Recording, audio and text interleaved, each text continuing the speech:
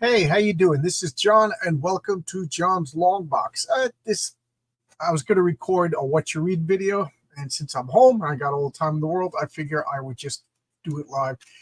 If anybody sees this, you can see the neck brace is off. Today is the first day without the neck brace. I've had it on 24 hours a day, except in the shower, for 3 months. I can't believe the accident was 3 months ago. You can actually see how much weight I lost now that the neck brace isn't pushing up my cheeks. I think I lost 25 pounds, and I think it's all muscle mass that I lost because I have a hard job in construction and I haven't been doing anything physical for 3 months. So there you go. So again, I thought I would do a live What You Readin', and the What You Readin' series is inspired by Chuck Dixon. Chuck Dixon every Wednesday does a YouTube show called What You Readin', and it's about it's called Ask Chuck Dixon, and then he does an ancillary called What You Readin'. So I'm inspired by Chuck Dixon. Why not? He's a great guy, great comic book guy. So I'm filibustering while people show up. So this is I do What You Readin's. I read a stack of comics, and then when the stack gets big enough to do a video, I do a video. Usually I just pre-record these, but I can't put the comic books away until I do a video because it's just part of my system. So there you go. This is a decent enough stack. Today I got a couple of videos. At 7 o'clock, I'm going to go live with Theo Snodgrass. I was on a panel with him. He just made me laugh, so I figured why not have an idea, and I don't know if he does anything comic books. Oh, okay. I also, at 8:30, I'm going live with RJ on the Fourth Age on his channel, and I don't know who the guest is, but that's for Comic Book Team Up. That's the weekly show I do with RJ from the Fourth Age. So, as you can see, the neck brace is off. You can see the weight loss now that my face isn't being pushed up by that stupid neck brace. And I have to say, not having the neck brace on is weird. I've grown accustomed to it. I think my neck muscles have atrophied to the point. I woke up today. I went to the doctor to get checked out, and I didn't wear my neck brace. And I gotta say, it was a little weird. I was like a little scared. I could see why people are wearing face masks all the time. You kind of get addicted to like the safety stuff. But I got to develop my neck muscles. You know what I mean? So I got to keep it off. So let's address the chat. First off, it's an open invite if anybody wants to come in and talk to me. It's about talking about comic books. What you do, Geeks Network? You're listening at work. Hey, how you doing? Good to see you. Tyson LaFrance says, got the neck brace off. Yes. It's been on for 3 months. And I'm cleared to go back to work a month from today. So I got, time off. Argowverse Comics. What am I reading? Who knows? The Shadow knows. Yep. The Shadow knows everything. So you know what I'm going to do? Does the Shadow know that I have a comic on Indiegogo? Does the Shadow know that? Who knows? The Shadow, well, if he knows, he ain't telling. So you know what I'm going to do? I'm going to show this really cool.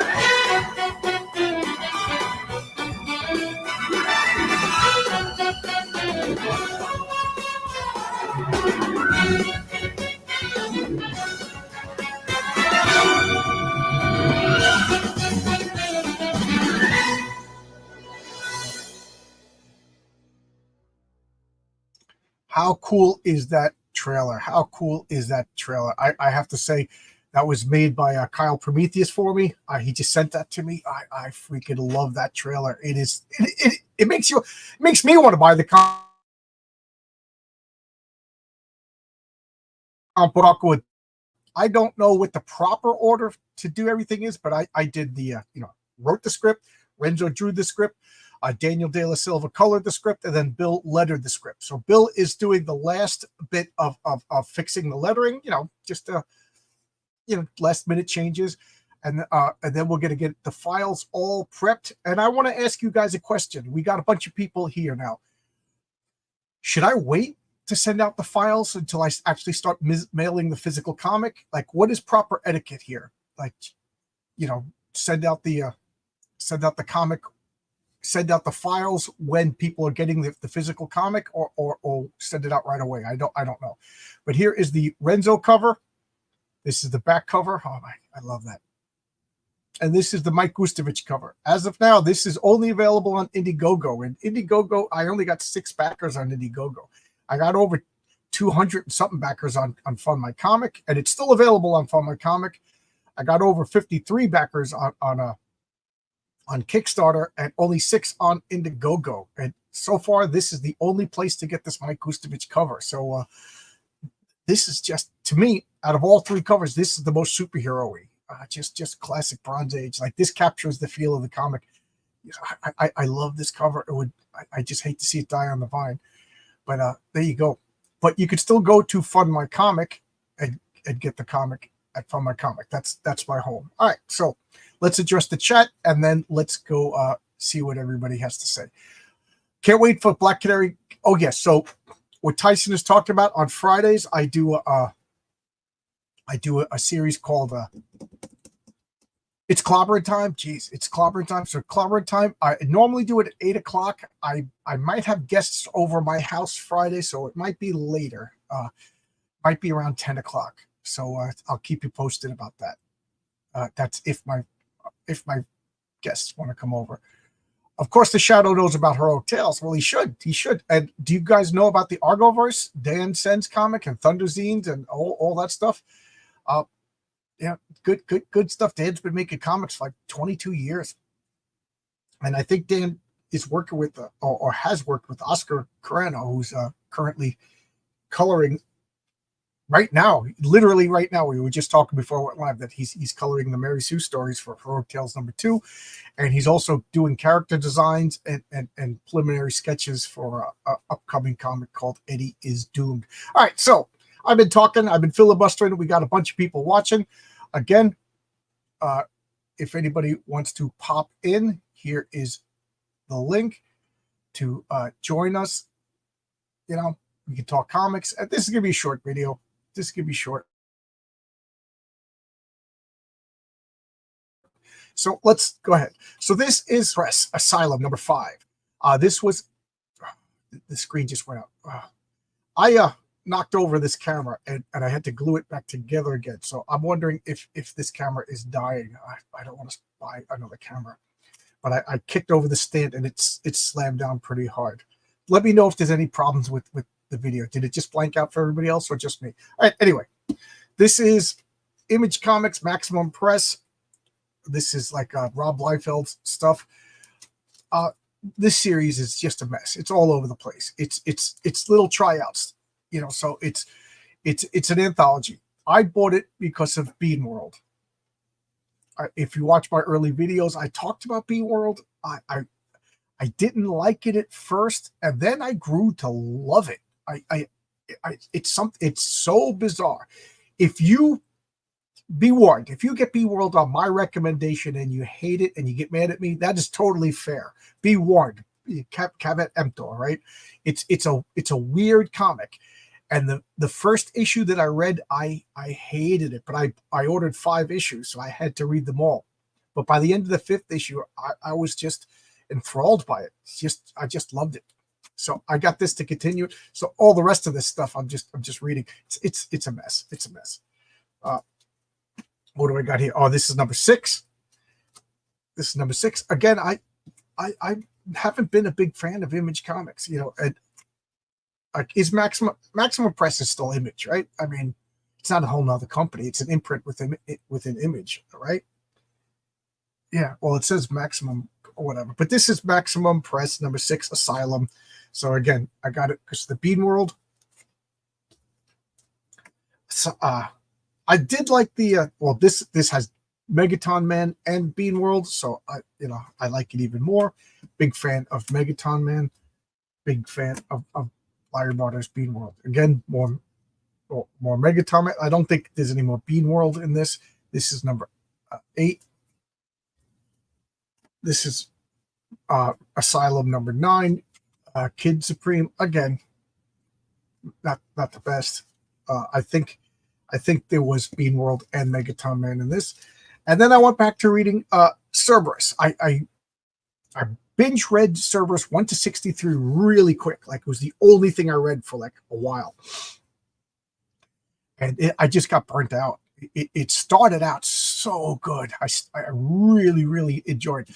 It was like goofy, fun, barbarians. And then it got heavy into politics. And it's just Cerberus the Aardvark just hanging out in an office, signing paperwork. And I hate the Groucho Marx character. It just became a chore. So now I'm picking it up again. So I mean, the whole church and state thing, I just didn't like it. I just didn't like it. And now he's the Pope. It's just, plus he's so unlikable now. Like, it was one thing when he was a barbarian going out fighting and murder and stuff like that, to be like an unlikable barber. But now he's like the Pope. I don't know, man. It's going to be a chore going forward. The art is gorgeous. The art is gorgeous, So, I mean, you can't tell from these covers, but the art is absolutely gorgeous. So 66. So here I am. I'm up to 67. So I'll probably read 68 after this video.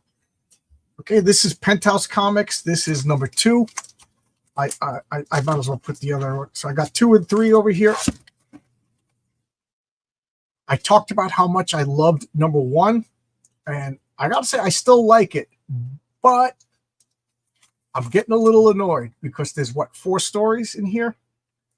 The first story is about a biracial man who is going to the Deep South to combat racism and who killed his brother. The second story is about a biracial man who is going to the Deep South to combat racism. The third story is about the Deep South and how racist it is to be there. And there's actually a character called Super White Man who has like a Klan costume and a cape. And then the third story is about a real creepy, like Eyes Wide Shut thriller about a guy who puts on sex shows and he gets hired by a movie studio, but like, it's real creepy. I like it. Contrary to what I'm saying, I still like this. And also contrary, the nudity and sex is kind of toned down. If you got the original Penthouse Comics with the X that came out in the 90s, like Adam Hughes and Greg Landittle, those were like super explicit, like porno comics that had like a thin veneer of a story on them. These are all story with a thin veneer of sex added to them. Like for something called, who is messaging me? For something called Penthouse Comics, it is really, really restrained. Like, to the point that even though 3 of the 4 stories are about racism in the South, I still like them. Still like them. So I'm sticking with it for now. But the art is outstanding. And I gotta say that even though it's about racism in the South, it's I keep saying you could write about anything as long as you're talented about it, as long as you make characters. So it's telling you like 3 out of 4 stories are about biracial man, racism in the South, and I still actually like it. I guess I already talked about number 3 because it's the same thing. I'm enjoying it. And then they have the last couple of pages. It's a photo shoot, and it's Penthouse, and the restraint is really, first off, it's all these gross girls with fake boobs and tattoos. I don't like fake boobs. I don't like tattoos. I'm not a prude. I know, like, I got, the right wing and everything like that. My comic is, I talk about all ages, stuff like that, but I'm not a prude. I have a past, but still don't like big old fake boobies, and I don't like tattoos on girls. So, and again, everything in its place. When you get Penthouse, you expect filth, and the filth in this is surprisingly restrained. You see more nudity and filth on your average HBO show than you do in a magazine called Penthouse. As I knock, speaking of filth, okay, speaking of filth, okay, Logic Finest. The brace is off. Yes, today's my first day without the brace. Today's the first day without the brace. I'm hoping that you can actually see my weight loss without this brace puffing up my cheeks. I lost 25 pounds. You can actually see my shoulders. I'm not as fat as you think I am, but I'm not in shape either. I got a dad bod. He's saying damn. I guess he's saying damn to all of those comics and Penthouse comics that I was just talking about. It's a shame. But again, it's a testament to how good the stories are and the characters are, that I'm still looking forward to the next issue, even though 3 out of 4 stories are about racism in the South, and 2 of the stories are about a biracial man looking for, it's really funny because in the Penthouse comics, 2 of the stories are about he's part black, part white, but he passes for white, and both of them are being shaken down by their black brothers. It's almost draw your own conclusion. Okay, so talking about filth, when Savage Dragon is more disgusting and filthy and debauchery than Penthouse comics, you really have to wonder about the mind of Erik Larsen. But this is, they go to San Francisco, and I can't even remember this character's name. This is his wife. This is not his daughter, although she looks like a 15-year-old underage girl, and she joins the Beta Breakers nude march and gets sexually assaulted by Mickey Mouse. So there you go. That's the Savage Dragon, and they wonder why kids aren't reading comic books anymore. And look at the way these kids are dressed up, and I'm just to blame because I don't stop buying it.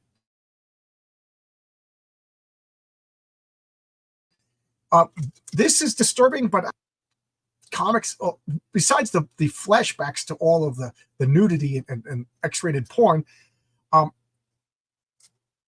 there's like a super villain serial killer that's like obsessed with her, and he switches minds with her husband on their wedding night. So it's actually pretty disturbing. I wouldn't mind that as a story plot, but then they show them explicitly having sex all the time, and you wonder why kids aren't reading comics. This was actually pretty interesting. I guess it's a take on. Oh, I have to say this. I want to go back to this issue for a second. The good thing about this issue is Erik Larsen does not sugarcoat San Francisco. He shows all the filth.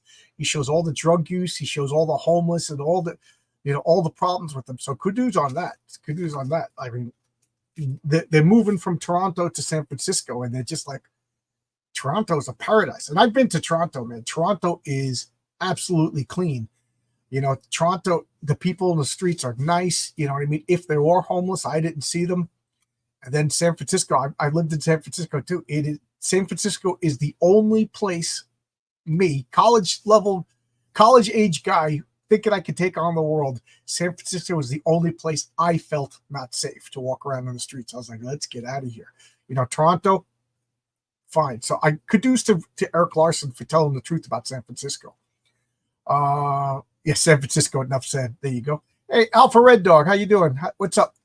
How you doing, Alpha Red? We just had a talk the other day, and I'm just going to post a link if anybody wants to come in and talk with me for a couple of minutes. This isn't going to be live. I have a live conversation at 7, and then at 8:30, I will be on RJ's channel. And then I might do Comics Great later on tonight. I was thinking of either doing a fan cast, meaning all fans are invited. I was thinking of doing a pitch, but I think a pitch I would have to give more time, more heads up. Maybe I'll just do like a covers, hogging the covers. But I'll talk about that later. Anyway, this is there's a drug that you take that basically gives you heart attacks. I mean, it gives you superpowers, and then you pretty much succumb to a heart attack and die. And it's a little schoolgirl who was bullied. She takes the drug and just kills everybody. So it's kind of a take on a school shooter. It's actually sad. I mean, this comic was the least objectable, and you know. And then this is they form a super team in San Francisco, and they're fighting. It's just these web sisters. I forget their mother's name, but they're daughters now, and they have web powers, and they spread their legs and spray webs out of their vaginas. And we wonder why kids don't read comics. And then we got Mickey Mouse returns and tries to rape the wife, who is running around naked in San Francisco, because you know kids should be reading comic books. You know, so Mickey Mouse tries to sexually assault, tries to rape Savage Dragon's underage looking wife, who walks around San Francisco naked. There you go. And we wonder why kids don't read comics. Every month, the problem is I buy Savage Dragon and I stick it in the box until I forget about it. And then I'm like, oh, dude, I'm like 10 issues behind. And then I read them all. I'm like, I'm not collecting it anymore. And then I do the same thing. Like I get disgusted. I put it off like a year. And then I read like a year at a time. And I'm like, oh, man. He wants to make it to 301 issues. He wants to have the longest uninterrupted run in comic book histories. And I've been with Savage Dragon since the 4-issue limited series. So part of me wants to be like, I've been collecting the longest run. I don't know, but why are you making it so tough for me? Why are you make this? This was nice. This was they're basically their talking tiger character made it from Toronto to San Francisco. You know, so what is that? 1 out of 10 issues that wasn't objectionable. Savage Dragon is a shell of it once. Yeah, I heard it only sells like I don't know. Does anybody know the sell? Last I heard, and I admit my information is probably flawed, that it only makes like 1,700 copies a month. And I'm about to go, you know, I'm going to do 500. I think I'm going to print up 500 copies of each of my covers. So I'm about to make 2,000 copies. So my comic is going to have a higher print run than Eric Larson's. You know, I don't know. Used to be an image pillar amongst one. Yeah, it used to be. Nobody buys it. Does anybody? I'm not even joking. Am I the only person who gets Savage Dragon that I know, whether in real life or on the internet? Kids don't have Saturday morning cartoons, syndicated cartoons, kids show that introduce a comic heroes like we did. Instead, they have dumb, silly cartoons in the internet. Why read comics? You're absolutely right. Right. Cartoons for kids used to be limited, right? After school and Saturdays. Now it's 24 hours a day. Why read comics? I never thought of that. But you probably would be right. That sounds freaking brutal. Side effects. Oh, I don't quite understand. John, you don't have kids, so you don't see the mind-destroying filth that passes for cartoons now. Yeah, absolutely right. Every GB Neutron December, there's 1,000 cartoons that dumb down crap. Yeah, there always was. You know, we finally look back at the cartoons of our youth, but we didn't watch 90% of the cartoons that came out. Even you know, I was a total cartoon junkie. Million cartoons that I just hated, never watched, because they were just bad and stupid. You know, I'd like to think that I found only the cream of the crop. Hey, who's this guy? John wears a neck brace. Yeah. I don't know if this camera. Did you guys just see the camera blank out? Let me know if you saw the camera blank out, because I literally stood up, kicked this tripod, and it whipped down and broke the camera. I literally glued it back together again. So let me know if it's working properly. Today's my first day without the neck brace. I went to the doctor today. It was nice. I woke up because they were drawing blood. So my wife went to the office. She does hybrid, so she'll work at home. She'll work at the office. So she went to the office. I got up, and then I got in the car. This is the first time I've drove in over a month. You know, I had to get gas.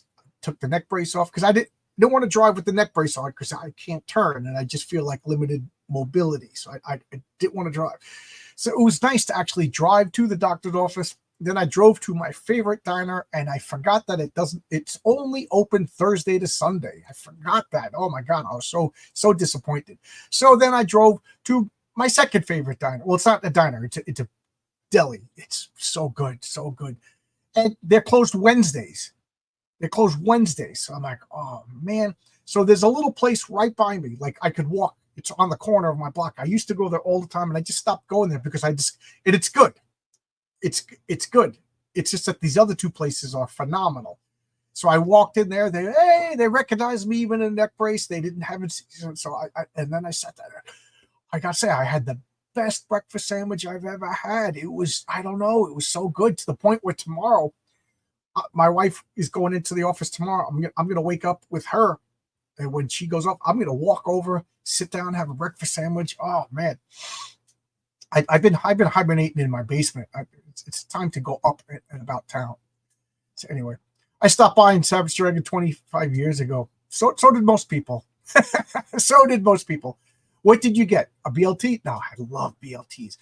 My favorite, I get 2 eggs over easy with grilled ham on a buttered Kaiser roll. I call it, the disgusting slob sandwich. It was good. And then they give you a big old cup of coffee.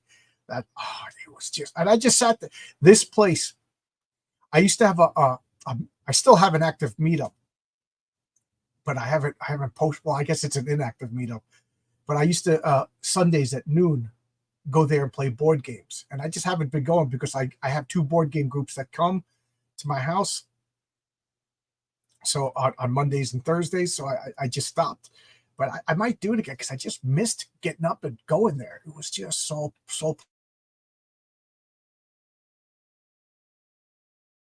pleasant, so pleasant. Oh no. Okay, I thought it froze.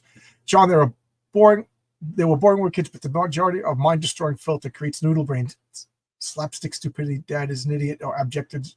Yeah, the whole dad is an idiot is why I made the patriarch character. I can't disagree with you there. The whole, and that was a trend I noticed in the 80s. The dad was an idiot. Like it's blatant now. Anybody just bother them? Is this off center? My basement was never meant to be finished, so the floor is uneven. And when I did the floor, it would have been to level it. You put that self-leveling compound. I mean, it would have been like 4 inches. It would have been super expensive. So I never level. So everything is always slightly off, and it just drives me crazy.